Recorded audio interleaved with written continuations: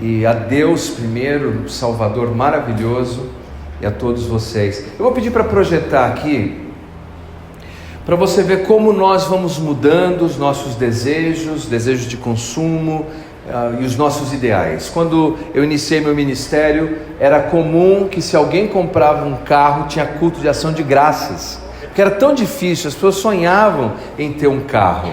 Esse daqui era um desejo de consumo das pessoas, um pouco antes da minha época, a propósito. É na década de 60, quando o Roberto Carlos era esse aqui, um modelo, tá vendo, com terno, xadrez, sapato bico fino, e essa era uma propaganda da loja Clipper, e todo jovem que olhava uma propaganda dessa desejava ter um terno. Tá vendo ali o desenho do outro rapaz ali de terno? Esse era o desejo. E se alguém naquela época comprasse um terno bonitão, dava até culto de ação de graças. Vamos ver o próximo.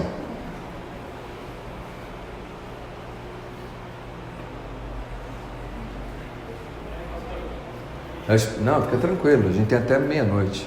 Ficamos eu e você. Esse daqui foi da década de 70, o Opala. Esse era o modelo de entrada do Opala. Era o sonho de consumo da classe média, média alta daqueles dias, ter um Opalão desse daqui. Eu não tive a alegria de ter um Opala, mas eu tive um Corcel 2. O meu Corcel 2 era um modelo de luxo dos anos 80. O único problema é que eu tive em 1998. Então, mas era um modelo top, de luxo. E naquela época o meu carro já estava adaptado com um sistema moderno, ecológico, porque o monóxido de carbono não saía para fora, saía dentro. Eu não poluía a cidade de ninguém, eu levava comigo e com a Julie. Acho que a gente está tossindo até hoje por causa daquele carro. Vamos ver outra coisa que era sonho de consumo. Isso dava culto de ação de graças. O que mais? Vamos ver. Ah, sim. Gente, esse daqui foi no finzinho dos anos 70, começo dos anos 80, era o 3 em 1. Quem tinha um 3 em 1 estava voando. Porque ou você tinha vitrola, ou você tinha rádio, ou você tinha toca-fita. Ter um 3 em 1 era uma coisa espetacular. Era ir na casa de alguém e ficar admirando aquilo, porque com 3 em 1 você podia tocar o rádio e gravar a música que você queria, torcendo para o Eli Correia não falar a hora no meio da música. Lembram disso? Ou Paulo Barbosa no meio da música não falar. Isso aqui era sonho de consumo, dava culto de ação de graça. Mas outro slide, por favor.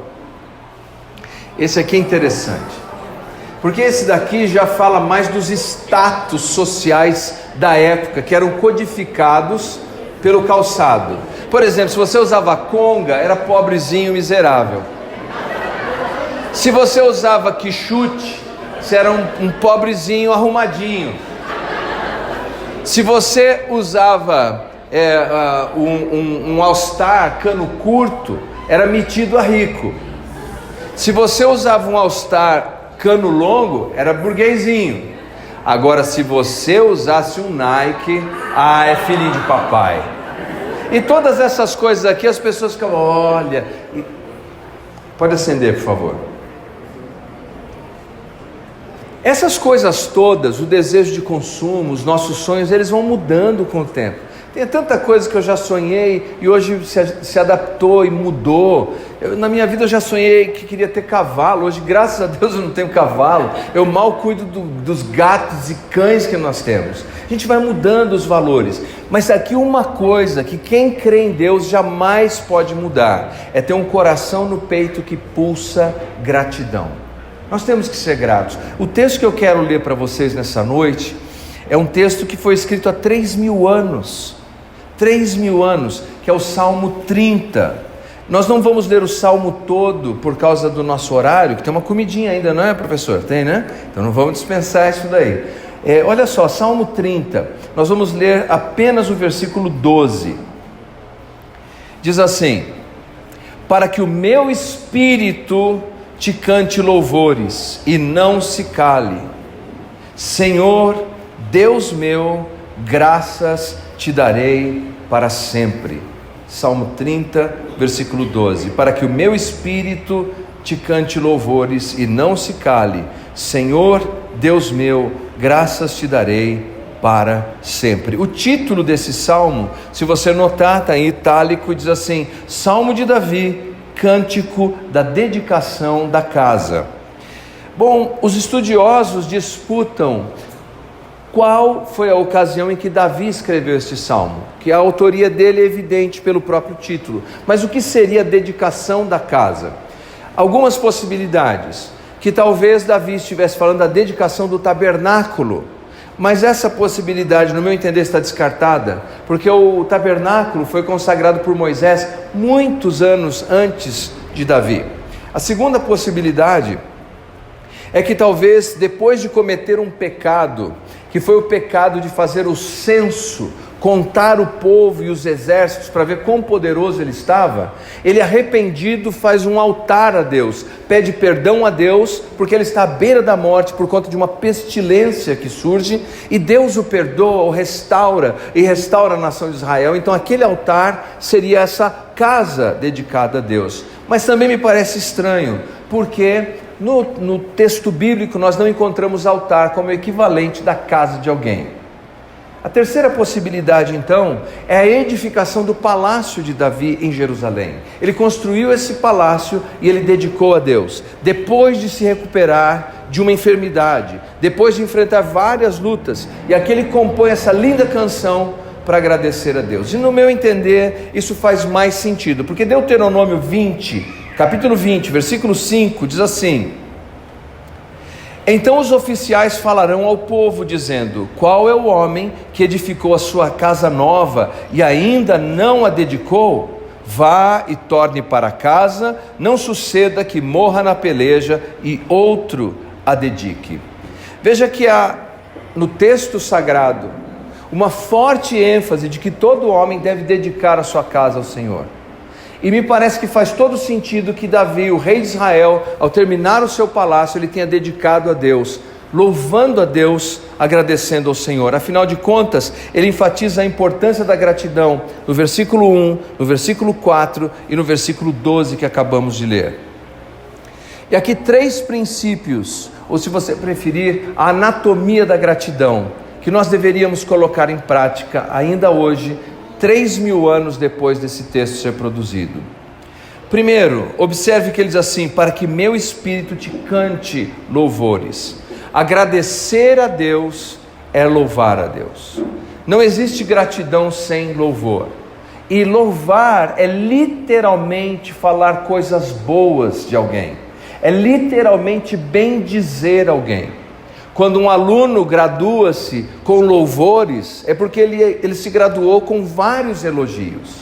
E o que Davi está dizendo aqui é que nós precisamos ter um hábito contínuo de falarmos coisas boas a respeito do nosso Deus. Hoje, o que você já disse a respeito de Deus?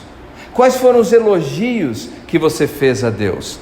Eu gosto de sempre repetir esse conceito, que a palavra aleluia não é um louvor em si mesmo, mas é um convite para louvar. Halel Yah, louve a Deus, diga algo bom a respeito de Deus. Vamos fazer um teste e ver como é que nós estamos nessa noite de gratidão, depois de você já ter o seu 3 em 1, o seu Opala e outras coisas. Aleluia! Aleluia! Porque veja, dizer aleluia e o outro a repetir aleluia não se louva a Deus, não se diz coisas boas de Deus. Agora, por que isso é tão importante? Porque eu e você somos bombardeados todos os dias com coisas negativas. Todos os dias. Com o noticiário, com gente que conversamos, e a nossa mente vai ficando impregnada de coisa negativa, e sequer nós conseguimos dizer algo bom para Deus. Não porque Deus precisa do nosso elogio, mas quando elogiamos a Deus, purificamos a nossa mente e o nosso coração, e a mente e o coração purificado nos torna uma pessoa agradável àqueles que estão à nossa volta, porque aprendemos a elogiar e encorajar aqueles que estão conosco.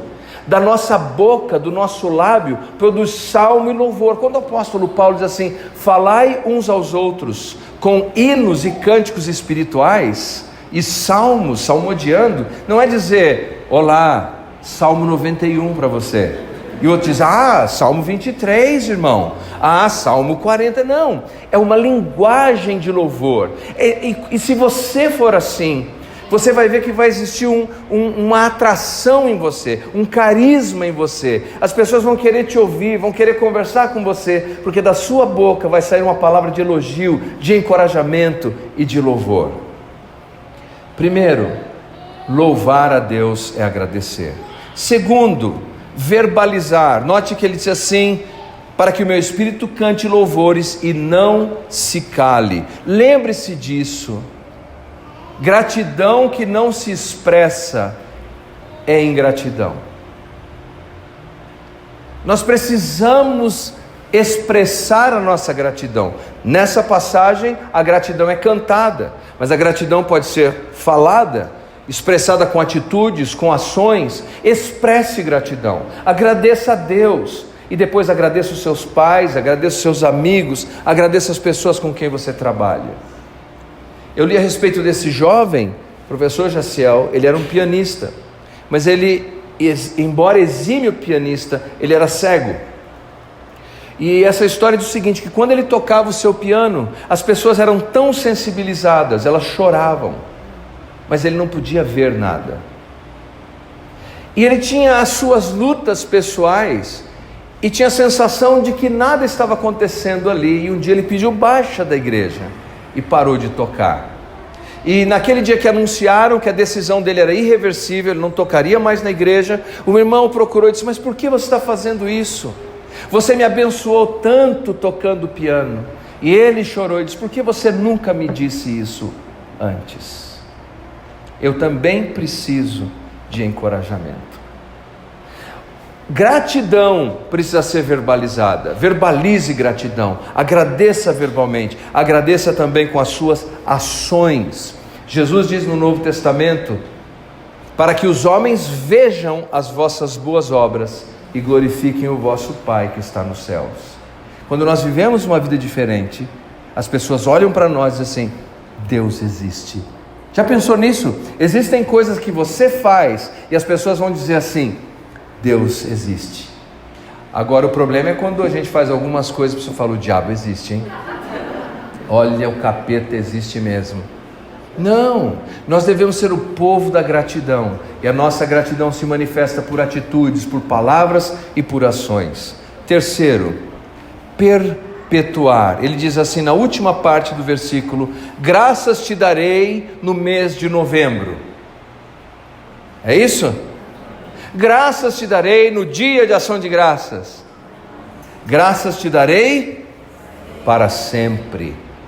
Nós precisamos lembrar que temos que louvar, verbalizar e perpetuar a gratidão. Todos os dias louvamos. E Jesus não é ele o nosso maior exemplo? Jesus é o nosso maior exemplo, porque Jesus estava continuamente agradecendo ao seu Pai por coisas que pareciam pequenas. Por exemplo, ele agradeceu ao seu Pai porque uma mão cheia de discípulos recebeu a revelação divina e creram nele, não obstante o fato de que todos os religiosos o rejeitaram. Jesus agradeceu ao seu Pai quando ainda estava diante do túmulo do seu amigo morto, Lázaro. Ele não agradeceu depois da ressurreição, ele agradeceu ainda quando Lázaro está morto. Ele diz: Pai, graças te dou porque me ouviste.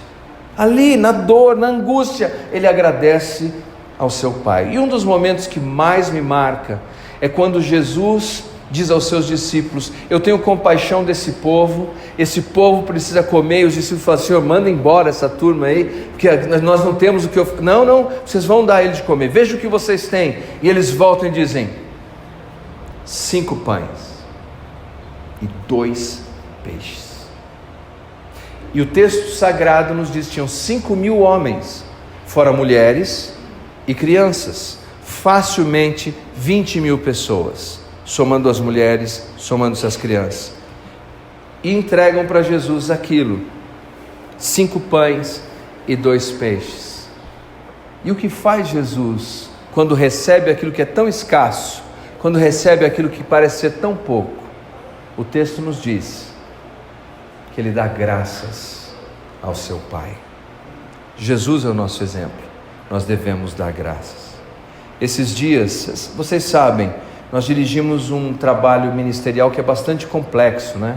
É o projeto Fazendo Diferença, lá com mais de 90 crianças, a faculdade de teologia, é o acampamento, e tudo isso fica dançando na minha cabeça. Em alguns momentos não chegam os recursos necessários para tudo isso, e quando chega nesse ponto, às vezes eu tenho que mandar mensagens para pessoas, e você já recebeu alguma vez mensagem minha, dizendo: olha, você pode ajudar, não para mim, eu não estou pedindo para mim, estou pedindo para esse projeto. E agora, recentemente, porque esse é um período bastante difícil, financeiramente, para os projetos que a gente tem, eu mandei um mailing, 5 pessoas responderam, mas na hora que eu vi os 5 nomes, eu me lembrei imediatamente que Jesus deu graças por 5 pães e disse aos discípulos: vocês vão alimentá-los, pode sentar essa turma, porque eu vou fazer isso multiplicar. E ao longo desses anos, inclusive desse ministério, que agradeço aos irmãos a gentileza de comemorarem, eu não sabia disso, eu posso dizer a vocês que muitas vezes, muitas vezes, o que veio até a minha mão eram 5 pães e 2 peixes, mas o Senhor nunca nos desamparou, e o Senhor nunca vai nos desamparar. Então que possamos considerar a anatomia da gratidão e louvar, verbalizar e perpetuar, porque o Senhor é digno de todo o nosso louvor e de toda a nossa gratidão. Vamos fazer uma breve oração. Pai, obrigado por essa noite, obrigado, Senhor, por esses irmãos tão queridos, Pai, por essas homenagens tão lindas que fizeram, e nós nos juntamos aqui, Senhor, para dizer que Tua é a glória, Tua é a honra, Teu é o poder, o domínio para todos sempre, Pai. Que o Senhor é digno de ser louvado, porque o Senhor é bom, o Senhor é misericordioso e a Sua misericórdia dura para sempre. Pai, os nossos desejos, os nossos sonhos, eles vão mudando ao longo dos anos, mas o Senhor jamais muda. Dá-nos um coração que também não muda, um coração, Senhor, que pulsa em gratidão a cada dia, porque nós queremos, Senhor, Te louvar, e nós queremos verbalizar, e nós queremos perpetuar essa gratidão, e assim, Senhor, de alguma maneira positiva, contagiar aqueles que estão à nossa volta, ao ponto deles olharem: ah, sim, existe um Deus, porque eu estou vendo o povo de Deus nessa terra. Obrigado, Senhor, por essa noite. Bendito seja o Teu nome. Em nome de Jesus. Amém. Uma salva de palmas a Jesus. Deus abençoe.